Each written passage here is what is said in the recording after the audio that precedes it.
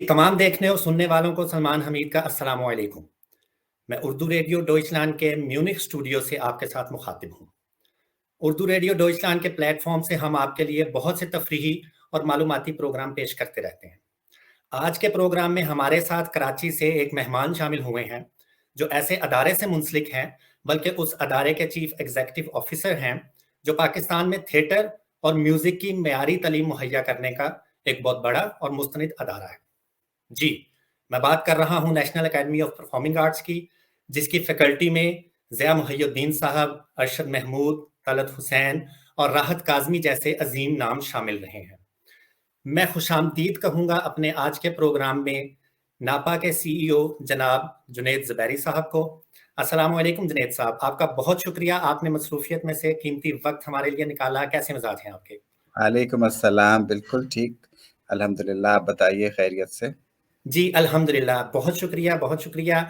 आज के हम प्रोग्राम में थोड़ी-सी आपके साथ गुफ्तगू करेंगे, कुछ सवालात मैं पूछूँगा, कुछ उम्मीद है वो दिलचस्प सवालात होंगे और आप उनका जवाब दीजिएगा। सबसे ज़रूर, मेरा ज़रूर। पहला सवाल आपसे जुनैद साहब जो होगा वो ये है कि आप नापा के हाल ही में सीईओ के मनसब पे फ़ाइज़ हुए हैं और बज़ाहिर आपका माज़ी, आपका बैकग्राउंड जो है, वो थिएटर और म्यूज़िक इंडस्ट्री के साथ जुड़ा हुआ नहीं है। तो आप सबसे पहले तो ये बताइए कि आप नापा की क़यादत कर रहे हैं, तो मुस्तक़बिल करीब में आप नापा को कहाँ देखते हैं और नापा के कुछ इंटरेस्टिंग प्रोजेक्ट्स के बारे में अगर आप बता सकें तो? देखिए, बहुत ब्रीफ़ली जो मेरा बैकग्राउंड रहा, मैंने एमबीए किया कराची से, आईबीए से, और उसके बाद फाइनेंशियल सर्विसेज़ इंडस्ट्री से कोई 25-26 साल मुंसलिक रहा। पहले कराची में और उसके बाद फिर टोरंटो में। मगर इस पूरे अरसे के दौरान गो कि मेरा शोबा बिज़नेस एडमिनिस्ट्रेशन का और फाइनेंशियल सर्विसेज़ का रहा, मगर जो मेरा शौक था वो हमेशा से परफॉर्मिंग आर्ट्स का था। तो कोई पिछले 20-22 साल से पाकिस्तान में और उसके बाद फिर कनाडा में बहुत सी ऐसी तंजीमें, ऐसे फोरम्स, ऐसी ऑर्गेनाइजेशंस जो कि परफॉर्मिंग आर्ट्स के फ़रोग़ के लिए काम कर रही हैं, उनके जी, साथ किसी न किसी हैसियत में फ्रंट लाइन के तौर पे रहा। किसी की काउंसिल का मेंबर, किसी की बोर्ड का मेंबर, किसी के साथ वॉलंटियर। जब टोरंटो गया तो वहाँ मैंने खुद अपना एक फोरम, एक नॉन प्रॉफिट क्रिएट करी, बनाई, और उसमें उसके तहत कोई 35-40 परफॉर्मेंसेस वहाँ क्यूरेट करी और काफ़ी बड़े लेवल पे हमने करी। ज़बरदस्त। तो ये मेरा एक बहुत एक वो रहा, शौक रहा, और बहुत उसमें मैंने आगे जाके काम किया। नापा का जहाँ तक मुस्तकबिल का सवाल है, पिछले 16 बरस से जब से नापा कायम है, ज़िया मुहियुद्दीन साहब इसकी क़यादत कर रहे थे, और हाल ही में ज़िया मुहियुद्दीन साहब ने ये फ़ैसला किया कि वो अपनी इस जो एडमिनिस्ट्रेटिव ज़िम्मेदारी है, इससे सुबुकदोश हो जाएँ। सही। और ये फ़ैसला हुआ बोर्ड की तरफ से कि गो के वो ज़िम्मेदारी से सुबुकदोश हो जाएँगे, लेकिन ये कि जो क्लास वो लेते हैं थिएटर की, वो जारी रखें, और बहैसियत बोर्ड मेंबर के वो कंटिन्यू करें, क्योंकि उनका नाम, उनकी क़यादत, उनकी रहनुमाई नापा के लिए बहुत ज़रूरी और बहुत अहमियत की हामिल है। मेरे लिए बहुत एज़ाज़ की बात कि मुझे वो ओहदा मिला जिसके ऊपर ज़िया मुहियुद्दीन साहब फ़ाइज़ थे।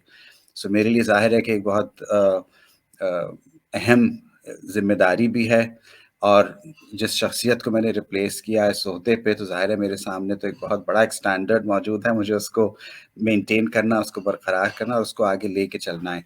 मेरा विज़न जो है वो ये है कि नापा को उसके नेक्स्ट लेवल ऑफ ग्रोथ की तरफ लेके जाएँ, जिसमें ये है कि हम चाहते हैं, क्योंकि ये नेशनल अकेडमी है, कौमी इदारा है, लिहाज़ा हम ये चाहते हैं कि ये इसकी शाखें हर सूबे में मौजूद हों, हर जगह ये जाए। उसके बारे में ऑलरेडी कुछ कन्वर्सेशंस, कुछ बातचीत शुरू हो चुकी है।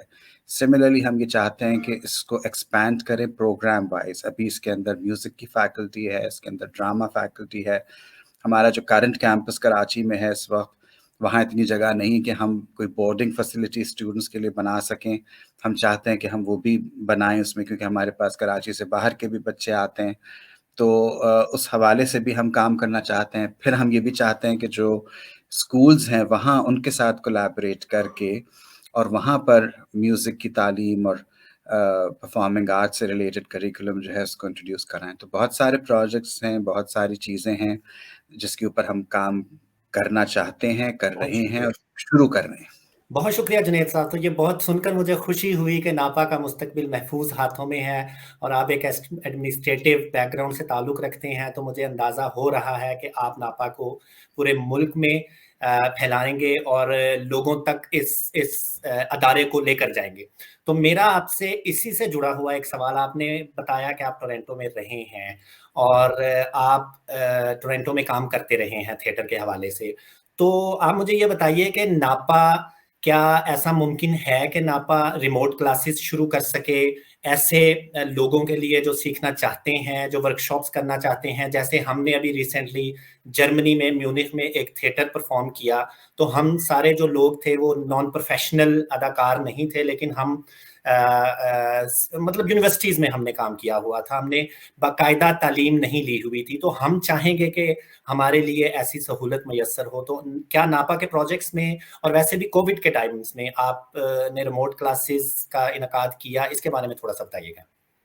जी, कोविड के टाइम्स में जिस वक़्त लॉकडाउन था, तो यकीनन हमने ऑनलाइन क्लासेस का सिलसिला शुरू किया था, जो हमारे अपने स्टूडेंट्स हैं उनके लिए। और उसके बाद हमारे पास और तरफ से भी ये बात सामने आई कि भई आप कुछ ऐसा सिलसिला शुरू कीजिए कि इसको मुस्तकिल तौर पे आप एक जारी रखें ऑनलाइन क्लासेस का। जो लोग बाहर रहते हैं, हमारी कम्युनिटी ख़ास तौर से जो बाहर रहते हैं, जो लोग सीखना चाहते हैं, उनको कुछ उससे इस्तिफ़ादा हासिल कर सकें वो लोग। तो सही। उसके ऊपर ज़ बिल्कुल उसको एक्सप्लोर कर रहे हैं, उसमें क्या पॉसिबिलिटीज़ हो सकती हैं, किस तरह उसको किया जाए। तो इंशाअल्लाह जल्द उसके ऊपर हम कुछ ना कुछ देखेंगे क्या कर सकते हैं। चलें, बहुत शुक्रिया। नहीं, ये बहुत खुश-आइंद बात है और मुझे उम्मीद है कि ऐसी सहूलियात जल्द मुयस्सर होंगी।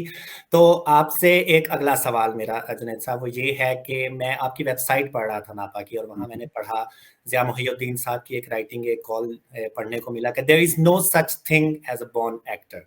और हर अदाकार को लंबी रेस के लिए, लंबी दौड़ के लिए बाकायदा एक एथलीट की तरह ट्रेनिंग की ज़रूरत होती है। तो ये सवाल उन लोगों के लिए शायद बहुत ज़रूरी है जो दिल में ये ख़्याल, ये सोच, ये ख़्वाहिश रखते हैं कि हम अदाकार बने, लेकिन वो शायद उनको ये चीज़ रोके रखती है कि उनमें पैदाइशी तौर पे शायद ये सलाहियतें मौजूद मौजूद नहीं होती। तो आप मुझे ये बताइएगा कि क्या आपके ख़्याल में हर इंसान सीख कर अदाकार, बल्कि अच्छा अदाकार बन सकता है? क्या उसके लिए पैदाइशी सलाहियतों का होना ज़रूरी है? देखिए आप अगर मौसीकी को लीजिए, गाने को ख़ास तौर से, तो जो आवाज़ हमें मिली है कुदरत की जी, तरफ से, उसपे हमारा तो कोई इख्तियार नहीं, वो तो कुदरती सलाहियत है। सिमिलरली अगर आप आर्ट को लीजिए, जो पेंटिंग होती है, वो जो एक फ़न होता है, वो भी एक कुदरती तौर पे दिया जाता है। जो स्कूल्स होते हैं, जो परफ़ॉर्मिंग आर्ट्स या विजुअल आर्ट्स के ट्रेनिंग सेंटर्स होते हैं, वो तो सिर्फ़ उसको फ़ाइन ट्यून करके आपको टेक्नीक सिखा देते हैं, मगर वो खुदादाद सलाहियत आपके अंदर होती है। सही। इसके बरअक्स जब आप एक्टिंग को देखते हैं, तो उसमें उतना अमल दखल उसके कुदरती खुदादाद सलाहियत का नहीं होता, जितना कि अमल दखल उसके सीखने का होता है।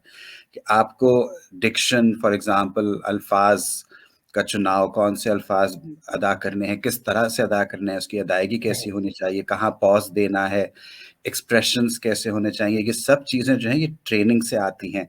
तो सही। ज़िया साहब ने जो बात कही वो यही कही कि फॉर एन एक्टर ये सही। बहुत ज़रूरी है कि वो उस ट्रेनिंग के मरहले से गुज़रे, और जो एक कैरेक्टराइज़ेशन होती है, अपने ऊपर ढालना होता है कैरेक्टर को, वो उसको सीखना होता है। वो खुदादाद सलाहियत इतनी नहीं होती जितना उसमें सीखने का अमल होता है। अमल होता है, सही। तो मैं इसको यूँ समझूँगा कि ये उन तमाम हज़रात, ख़वातीन व हज़रात और लोगों के लिए एक उम्मीद है कि जो अदाकारी करना चाहते हैं, लेकिन शायद वो इस वजह से नहीं आगे आ पाते कि उन्हें लगता है कि अदाकारी जो है वो एक पैदाइशी सलाहियतों का नाम है। लेकिन मेरा ख़्याल है कि नापा इस मामले में बहुत मदद कर रहा है और बहुत सारे अदाकार ऐसे सामने आए होंगे जो शुरू में शायद पैदाइशी सलाहियतों पर बिलीव तो रखते हैं, लेकिन नापा ने उनकी वो जो चीज़ें हैं उनको ट्रेन किया उनको। और जैसे ज़िया मोहिउद्दीन साहब की बात आपने की, तो बहुत शुक्रिया। इसी इसी हवाले से मेरा अगला सवाल एक और है, क्योंकि हमने यहाँ एक थिएटर परफॉर्म किया और मैं समझता हूँ कि थिएटर एक बहुत स्ट्रॉन्ग मीडियम है। बिल्कुल। थिएटर पर परफॉर्म करने वाले, स्टेज पर खड़े जो अदाकार हैं, वो अपनी ऑडियंस से बहुत कम फासले पर होते हैं, ये कुछ चंद फीट का फासला होता है। तो वहाँ से जो हम अपना पैगाम पहुँचाना चाहते हैं, वो बहुत मज़बूत तरीके से, बहुत लाउड एंड क्लियर ऑडियंस तक पहुंचा सकते हैं। लेकिन जो आजकल के हालात हैं पाकिस्तान में, और उसी हालात के ज़ेरे असर मैं आपसे ये पूछना चाहूँगा कि क्या आपको लगता है कि मज़हबी और सियासी तशद्दुद पसंदी का जो रुझान बढ़ चुका है, ऐसे हसास मौज़ूआत पर थिएटर करना पाकिस्तान में ख़ास तौर पर, क्या ये एक महफूज़ अमल है? और इसी से जुड़ा हुआ अगला सवाल कि नापा ऐसे नाज़ुक मौज़ूआत पर थिएटर करने को क्या प्रेफ़र करेगा? क्या ये नापा के रुझानात में शामिल होगा? देखिए, हम कोशिश ये करते हैं कि कोई भी इस किस्म का स्क्रिप्ट और इस किस्म की प्रोडक्शन ना करें जिसका कोई बहुत वाज़ेह किस्म का सियासी या मज़हबी रंग हो। सही। क्योंकि ये चीज़ ऑब्वियसली आप भी जानते हैं, हम भी जानते हैं कि जो इस वक़्त हालात चल रहे हैं, उसमें यही बहुत गनीमत है कि इस किस्म का इदारा जो है वो चल रहा है और यहाँ पे ट्रेनिंग ड्रामे की और म्यूज़िक की, एक्टिंग की, थिएटर की दी जा रही है। तो इसका होना एक बहुत बड़ी गनीमत है, तो उसको बरकरार रखने के लिए इतना हम अगर कोई कंट्रोवर्शियल सब्जेक्ट्स के ऊपर खुल के यूँ बात करने लग जाएँ, तो उस तरह से वो मकसद हल नहीं होगा। लेकिन उसको एक आर्टिस्टिक तरीके से, एक सटल तरीके से किसी लाइटर मोड में या किसी और अंदाज़ में उसको अगर बयान किया जाए या उसके ऊपर बात की जाए, तो I think slowly and gradually उसके ऊपर कुछ ना कुछ काम किया जा सकता है। कोशिश अलबत्ता हमारी ये होती है कि हम किसी किस्म के मुतनाज़े जो सब्जेक्ट्स हैं उनसे अपने आप को थोड़ा अलग रखें, मज़हबी रंग ना हो और सियासी रंग ना हो, सही। और ज़्यादा कोशिश करें कि हम हमारे यहाँ क्लासिक्स पे बहुत काम होता है, फॉर एग्ज़ाम्पल अडैप्टेशंस के ऊपर बहुत काम होता है, और जो ओरिजिनल स्क्रिप्ट्स होती हैं उसमें फिर ज़ाहिर है कि देखा जाता है कि मौज़ू किस नौइयत का है, कैसा है और उसकी क्या अपील है अवाम में। सही।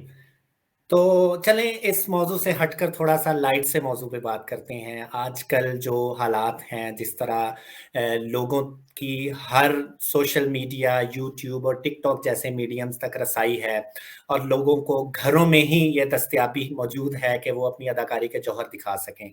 तो आप इन सारे मीडियम्स की मौजूदगी में नापा जैसा अदारा, थिएटर का क्या मुस्तकबिल देखता है? थिएटर का मुस्तक़बिल तो बिल्कुल अपनी जगह कायम दायम है, इसलिए कि थिएटर का कोई मुकाबला किसी तौर से ये टिकटॉक वग़ैरह से नहीं किया जा सकता। वो तो एक शुग़ल है, एक एक तफ़रीह है एट बिल्कुल। The most. वो एक्टिंग या अदाकारी नहीं है। एक्टिंग जो होती है या जो पूरी प्रोडक्शन ड्रामे की होती है, वो अगर आप सीखना चाहें, वो एक बहुत एक लंबा सफ़र है और एक काफ़ी मेहनत तलब काम है। देखने में शायद लोगों को ये लगता होगा कि भई स्टेज पे आके एक्टिंग कर दी, बहुत ही कोई आसान तफ़रीह वाली चीज़ हो गई, लेकिन उसके पीछे जो मेहनत होती है, सही। उसको और जो स्ट्रगल जितनी होती है और जितना वक़्त उसको सीखने में लगता है और जो पढ़ाई उसके लिए करनी होती है, जो प्रैक्टिस करनी होती है, तो वो पूरा एक तवील सफ़र है और एक अमल है पूरा, जिससे कि गुज़रना होता है। बहुत मेहनत तलब काम है ये। लेकिन तो इसलिए जुनैद साहब, सॉरी हुँ, आपकी बात काट रहा हूँ, लेकिन मैं अगर लोगों को देखूँ जो मेहनत तलब काम नहीं करना चाहते, जिनको एक शॉर्टकट मिल जाता है, तो क्या आपको लगता है कि ऐसे हज़रात, ऐसी ख़वातीन, ऐसे लोग जो इन इन मीडियम्स पर मौजूद हैं, वो उन्हीं के साथ अपना वक़्त गुज़ार रहे हैं, और ऐसे लोग शायद थिएटर की तरफ ना आएँ क्योंकि ये आसान है? ये हर एक के मोबाइल में अवेलेबल है। तो उस हवाले से आप कैसे उन लोगों तक पहुँचेंगे कि नहीं, ये वो मीडियम नहीं है जहाँ आप अपना मुस्तकबिल देख सकते हैं, आपको थिएटर की तरफ आना है? देखिए, जो लोग वाक़ईतन एक्टिंग सीखना चाहते हैं और जो लोग चाहते हैं कि वो अ, स्टेज पे जाके अदाकारी करें, थिएटर प्ले में काम करें, उनको ये बात बखूबी मालूम है कि वो टिकटॉक के ज़रिए अगर नाम कमा भी लेंगे, तो उन्हें वो मौका नहीं मिल सकता। क्योंकि सही। वहाँ जब जाएँगे और जब उनको उस ड्रामे की स्टेज प्ले की तैयारी करनी होगी और उसमें कैरेक्टराइज़ेशन अपनी करनी होगी, तो वो उस टिकटॉक के का जो उनका तजुर्बा है, उसकी बुनियाद पे वो नहीं कर पाएँगे। तो उनको पता चल जाएगा कि ये तो इस तरह से नहीं हो पाता। एक्टिंग जो है, जैसे मैंने कहा कि वो एक बहुत मेहनत तलब काम है। जो लोग सिर्फ़ एक तफ़रीही तौर पे एक मुख़्तसर वक़्त के लिए कोई छोटी-सी वीडियो बना के अपनी और एक शॉर्टकट जैसा आपने कहा जो कि आजकल आम रिवाज है, उसके ज़रिए फ़ेम चाहते हैं, तो और अगर उनको फ़ेम वो मिल जाता है उन मीडियम्स के ज़रिए, तो वो फिर मेरा ख़्याल है कि वो उसी दुनिया में खुश रहेंगे, वो फिर बिल्कुल, थिएटर की तरफ नहीं आएँगे। थिएटर जो है ये आप बिल्कुल याद रखिएगा कि ये एक बहुत पैशन की चीज़ है। बिल्कुल है। You have to have that passion. जब आपके अंदर वो पैशन, वो जज़्बा और वो मोहब्बत होगी, जब आप उस तरफ कदम रखेंगे ये तभी आप सीख पाएँगे जी, और बिल्कुल, तब ही बिल्कुल। आप, मेरा ख़्याल है कि सीख कर आगे बढ़ने में जो मज़ा है, जो लुत्फ़ है, वो इस तरह शॉर्टकट्स में हरगिज़ नहीं है। तो मेरा अगला बिल्कुल, सवाल बिल्कुल। इसी से जुड़ा हुआ बड़ा हल्का-फुल्का सा सवाल है और वो ये सवाल है कि आप मुझे ये बताइएगा कि क्या अच्छा अदाकार बनने के लिए थिएटर की बुनियादी तालीम ज़रूरी है? क्योंकि मैं खुद थिएटर से मुंसलिक रहा हूँ और मैं ये समझता हूँ कि हम बहैसियत अदाकार जो थिएटर से सीखते हैं, वो शायद हम दूसरे मीडियम से नहीं सीख पाते। लेकिन आजकल फ़िल्म, टीवी और बहुत सारे प्रोग्राम्स में बहुत बड़े-बड़े अदाकार सामने आए हैं, जो अच्छे भी हैं, जिनकी शायद बुनियादी तालीम थिएटर से नहीं है। तो क्या आप समझते हैं कि बुनियादी तालीम थिएटर की होना बहुत ज़रूरी है कि अच्छा अदाकार बनने के लिए? देखिए, theatre is a very different medium than television और फ़िल्म। सही, और जो एक्टिंग फॉर स्क्रीन होती है, वो एक अलग चीज़ है, और जो एक्टिंग आप स्टेज के ऊपर करते हैं, थिएटर में करते हैं, वो एक अलग चीज़ है। और मैं ये समझता हूँ ज़ाती तौर पे कि जो इंतहा है, जो सबसे बुलंदी वाली चीज़ है, वो थिएटर है। वो सबसे मुश्किल काम भी है एक्टिंग की उसमें फ़ील्ड में, और सबसे ज़्यादा उस वैल्यू भी उसी की दुनिया में है कि जो थिएटर का एक्टर होता है, असल समझा जाता है, तसव्वुर किया जाता है कि ये है असल एक्टर, जो थिएटर पे एक live without performance any takes जाके परफ़ॉर्म ऑडियंस के सामने करे और उनका रिएक्शन उसको उसी वक़्त मिले। और ये बात ज़रूर है कि जो लोग जिनको थिएटर से एक्टिंग सीखते हैं और उनकी बुनियाद थिएटर की होती है, वो जब स्क्रीन पे जाते हैं, टेलीविज़न स्क्रीन पे, तो उनको उतनी मुश्किल नहीं होती अपने आप को ढालने में, उसको अडैप्ट करने में, और वो बड़ी जल्दी उस काम को सीख जाते हैं। क्योंकि और मेरा उनकी ख़्याल है जो कि उनका टेक्नीक है वो बेहतरीन जी, जी, मेरा ख़्याल है कि वो अदाकार जो थिएटर से टीवी या फ़िल्म में जाते हैं, उनकी अदाकारी ही इतनी मंझी हुई होती है, उनका तजर्बा बाकी उन अदाकारों से मुख्तलिफ होता है। क्योंकि बिल्कुल, बहुत बिल्कुल। बड़े-बड़े नाम जो हैं, वो थिएटर से टीवी और फ़िल्म की तरफ गए हैं, तो मेरा ख़्याल है कि ये ज़रूरी उनकी जी, उनकी जो आवाज़ कैसी होनी चाहिए, उसका उनका जो डिलीवरी है वो कैसी होनी चाहिए, उनको बहुत नुआंसेस क्या होने चाहिए और किस तरह से उनको रिस्पॉन्ड करना है, बहुत कुछ वो सीख जाते हैं उस थिएटर की दुनिया में, और उसके बाद बिल्कुल। फिर स्क्रीन पे जाके तो आप टेक्स और रीटेक्स हज़ारों लेके फिर एक फाइनल सीन प्रिपेयर कर सकते हैं। थिएटर में तो आपको जो है वो ये सामने है, ये तो लग्ज़री उसकी अवेलेबल नहीं होती हम हाँ, थिएटर करने बिल्कुल, वालों को। बिल्कुल, बिल्कुल। मैं समझ पाता हूँ इस बात को। अच्छा, मेरा आखिरी सवाल, वक़्त की कमी की वजह से हम इस प्रोग्राम का आखिरी जी, सवाल जी। मैं आपसे करना चाहूँगा और वो जी, जी। आखिरी प्रोग्राम का सवाल ये है कि अ, हम यहाँ जर्मनी में मौजूद कुछ लोग मिलकर थिएटर सीखना चाहते हैं, समझना चाहते हैं, म्यूज़िक की तालीम लेना चाहते हैं और आपने बताया कि नापा जो है उसके फ्यूचर प्रोजेक्ट्स में ये शामिल होगा कि आप रिमोट क्लासेस भी शुरू कर सकें। तो क्या ऐसा फ़िल-फॉर या मुस्तक़बिल करीब में मुमकिन है कि हमारा अदारा या कोई और अदारा आपके साथ कोलैबोरेशन करना चाहे, यहाँ मौजूद कुछ लोग जो सीखने के ख़्वाहाँ हैं, ख़्वाहिशमंद हैं, उनके लिए एक रिमोट वर्कशॉप नापा के साथ मिलकर मुनक्कद की जाए। तो क्या ऐसा मुमकिन है? बिल्कुल मुमकिन है। मैं तो बहुत इस मामले में प्रोग्रेसिव सोच में हूँ कि मुझे तो कोलैबोरेशंस मेरे ख़्याल में यही फ्यूचर है। क्योंकि देखिए, हमारे पास हर रिसोर्स नहीं है और हमारे पास हर चीज़ मुहैया नहीं है। तो जो हमारे पास है और जो आपके पास है, जब वो 2 चीज़ें मिल जाएँगी, तो आउटपुट जो है वो बहुत बेहतरीन सामने आएगा। तो इसलिए मैं समझता हूँ कि कोलैबोरेशंस जो हैं, उसी से आगे मुस्तक़बिल में काम होंगे सारे। सो मैं तो इन फैक्ट इस जब से मैंने जॉइन किया है नापा, तो मैं जितने मेरे दोस्त हैं इस फील्ड में, आर्ट कम्युनिटी में, मैं उन सब से मुलाकातें भी कर रहा हूँ, उन सबको मैं उनके पास जा रहा हूँ और कह रहा हूँ कि अपने जो भी आपके पास फ्रेश आइडियाज़ हैं वो लेके आइए और मुझे बताएँ कि कहाँ पर नापा आपके साथ मिल के कोई चीज़ कर सकता है, कोई काम कर सकता है। So I am looking for ideas and collaborations. आपके पास भी अगर हों तो ज़रूर हमें बताइए कि हम क्या मिल के कर सकते हैं काम। जी, ज़रूर। मेरा ख़्याल है कि बल्कि मुझे उम्मीद है कि आपसे इस इंटरव्यू के बाद, आपकी ये बात सुनने के बाद बहुत सारे अदारे, ख़ास तौर पर उर्दू रेडियो डॉइचलैंड आपके साथ राब्ता करेगा और इंशाल्लाह बहुत जल्द हम कोलैबोरेट करने की कोशिश करेंगे, ताकि यहाँ के जो लोग जो ये तशनगी रखते हैं, जो सीखना चाहते हैं, जिन लोगों तक मुहैया नहीं है, मुयस्सर नहीं है ये सहूलियात, और नापा बहुत बड़ा नाम है माशाल्लाह, और मैं बिल्कुल। समझता हूँ कि हम यहाँ बैठे लोग आपके अदारे के साथ कोलैबोरेट करके एक तरबियती वर्कशॉप मुनक्कद करके बहुत कुछ सीख सकते हैं। तो मोस्ट वेलकम। बहुत शुक्रिया जुनैद वारी साहब आपका, आपने वक़्त दिया, और इंशाल्लाह हम राब्ते में रहेंगे। आपका इजाज़त बहुत दीजिए। शुक्रिया सलमान, बहुत बहुत शुक्रिया, शुक्रिया। Thank you. अल्लाह हाफ़िज़।